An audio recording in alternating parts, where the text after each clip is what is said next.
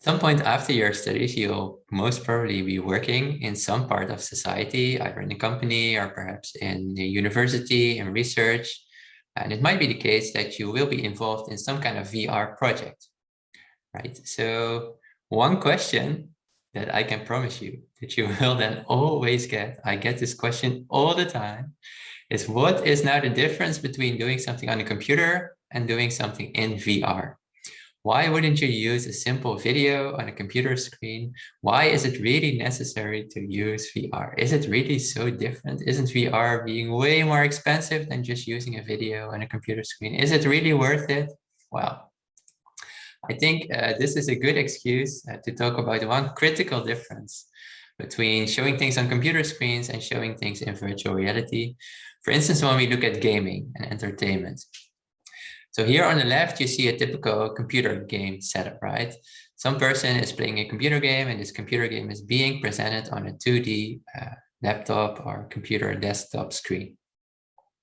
And of course, this can lead to all sorts of nice things, right? So you can get really immersed in this different computer game world. It can really distract you from actual things in the world. In a more or less similar way, the VR can also do this.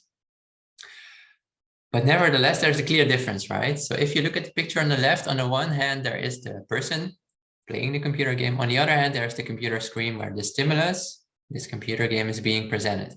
So there's really this difference. There's this barrier, this boundary between, on the one hand, the user, the player, and on the other hand, the computer game, the computer itself, where the stimulus is displayed, where it's presented.